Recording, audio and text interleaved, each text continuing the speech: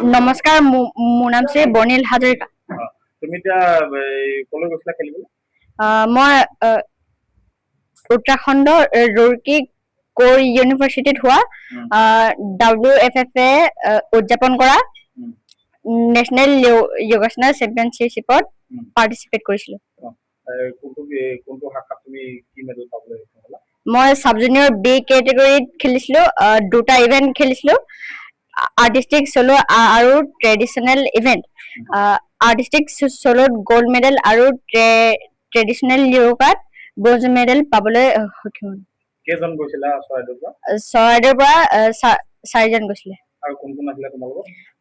মোৰ মৌচুমী বৰা হাজৰিকা, লক্ষ্মী তামুলী আৰু চানুকে গগৈ গৈছিলে। তেওঁলোকে কি কি মেডেল পাইছে?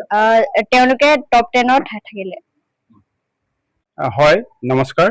আপোনালোকৰ শ্ৰদ্ধা নিবেদন কৰিছোঁ। চৰাইদেউ জিলা যোগ সমিতি আৰু চৰাইদেউ জিলা যোগ ক্ৰীড়া কেন্দ্ৰৰ তৰফৰ পৰা মোৰ সন্তান বৰ্ণিল হাজৰিকা, মোৰ সন্তান হিচাপেই নহয়, মই এজন কোচ হিচাপেও মই আজি গৌৰৱান্বিত যে বৰ্ণিলে ৱৰ্ল্ড ফিটনেছ ফেডাৰেশ্যন যোগাসন স্পৰ্টছে আয়োজন কৰা যি ৰুৰকি, উত্তৰাখণ্ডৰ ৰুৰকি কোৰ ইউনিভাৰ্চিটিত যোৱা 26ৰ পৰা 28 জুন তাৰিখে অনুষ্ঠিত কৰিছিলে। তাতে ৰাষ্ট্ৰীয় যোগাসন স্পৰ্টছ চেম্পিয়নশ্বিপ, তাতে দুটা ইভেণ্টত তেওঁ পাৰ্টিচিপেট কৰিছিলে আৰু দুইটা ইভেণ্টতে মেডেল লগাবলৈ সক্ষম হ'ল। গতিকে আমাৰ অসমৰ লগতে চৰাইদেউ জিলাৰ কাৰণে এটা ভাল খবৰ, আৰু যোগাসন ক্ৰীড়া যি বাতাবৰণ আমাৰ চৰাইদেউ জিলাত আছে তাৰ সেই কাৰণে এটা ভাল বতৰা বুলি আমি বিবেচনা কৰিছোঁ। অসমৰ পৰা কিমান 112জন খেলুৱৈ গৈছিলে বিভিন্ন কেটেগৰীত, আৰু